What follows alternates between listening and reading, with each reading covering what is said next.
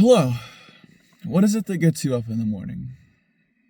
Today, for me, it was because I thought there was absolutely no reason for a person to sleep past noon, and also because my friends invited me to play tennis at noon, so, you know, gotta get up.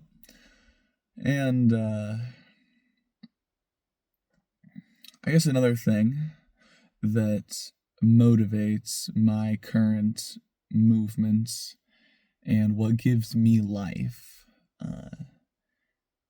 even in difficult situations, is the knowledge that in 10 years' time, I'm barely going to remember this.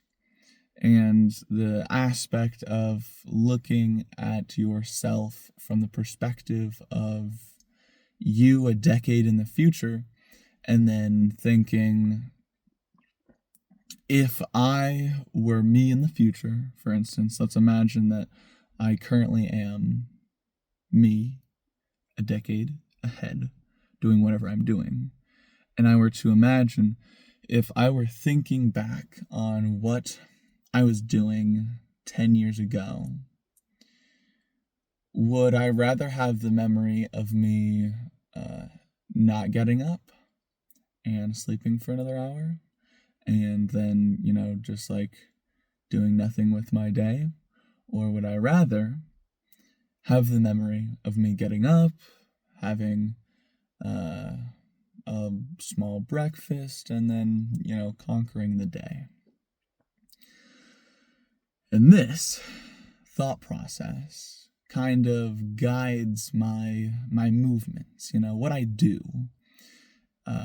Would I rather have my imaginary future decade older self want to have this memory be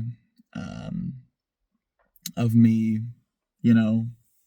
doing this or doing that? And if there is an option that might be a little more difficult, that's not going down the path of least resistance, then I am going to choose the more difficult option if it has, better outcomes. And this idea of like fluidity of time, of like imagining your future self and what they would want their past to be,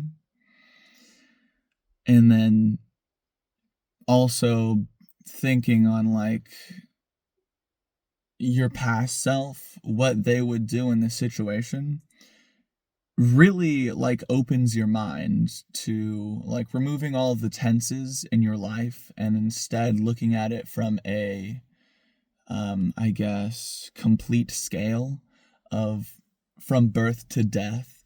Imagine like, this is a bit more abstract, all of the selves that you have, and think of what like you would want each perspective of them, what would they do?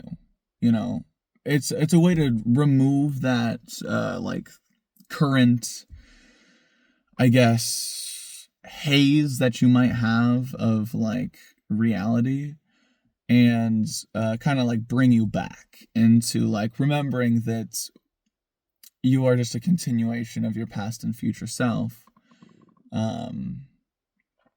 and using this like imaginary technique can help decision making and like guiding you into the life that you would want to live. And it gets you out of any ruts. It's certainly helped me get out of ruts of like, I don't know what I want to do. What I'm doing right now is not what I want to do, yet I continue to do it because it's easy. And just taking a moment to think of like, what would my past self do? What would my current self do? What would my future self do? And finding the best option, putting yourself in different shoes, imagining yourself in different perspectives. There's an idea of a tulpa, or like a secondary personality, you could say, of something that you can create if you imagine a character in your head and use that character as a vessel to interact with the world in a different way. My favorite example of this is whenever D&D players get really into their character and into the game, and they stop making decisions based on themselves in this reality and start making decisions based on their character in that reality.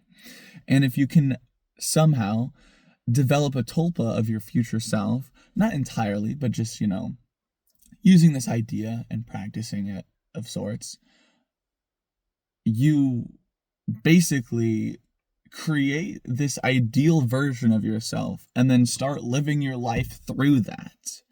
And through this ideal version of yourself, you create that self, kind of like a self-fulfilling prophecy of making decisions that this person would make, the one of your future self, and then whenever enough of those decisions are made in time, it will lead you to becoming that future self. And you might think, now this is just a bunch of hooey, right? But if you look at how the brain is a bunch of neurons connected together, making connections, and all of the connections that are currently built up are because of connections previously made, introduction to new stimuli, and kind of how your brain copes with that stimuli. And then that influences your personality and your decision making, and you will continue down this line, until you die. But if you want to influence your decision making right now, there's I guess you can use yourself. You can use your own stimuli. You can create your own stimuli that you would want to go down the path of this idealized version of yourself that you would want. And then, caveats being careful of what you wish for, I guess. And really thinking about, who do I want to be? Like reality check, who do I want to be? And obviously, right now, I want to be me right now. But in the future, I want to be future me, And if I want to get that future me, this idea of future me, a person who's very empathetic and compassionate, and a person who's very good at complex problem solving in the sphere of reality, of physical, not abstract concepts, problem solving, and then also problem solving in the sense of conflict management and being able to properly communicate ideas in more abstract sense of the connections between people, if they ever become problematic, being able to solve that fluidly, and then more physically being able to bend the earth to my will, I guess, and being able to solve complex problems related to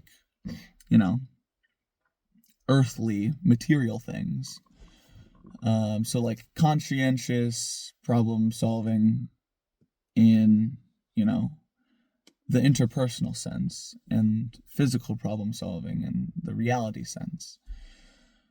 And achieving that requires me to go down both lines of thinking at the same time, of understanding the dynamics between humans and understanding the dynamics of the universe. And in doing so, I am getting one step closer each day to that ideal self.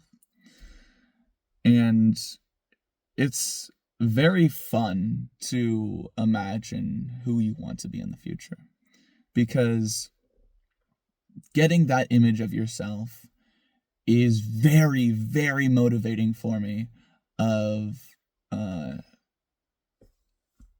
a person who still has flaws, but also still deeply cares about reality and the people they're with. That being me and my friends. And this ideal version is what motivates me, what gets me up in the morning. Because if I don't get up today, I am not getting any closer to this ideal version. And while it is still good to have grace with yourself, it is still important to, even on the difficult days, even on the days you don't want to get up, even on the days where, getting up is going to be like the hardest this year, you still have to get up. Because if you want that ideal version of yourself, that goal in mind, that person that I really would love to be, you still must get out of bed and seize the day. Anyways, toodles.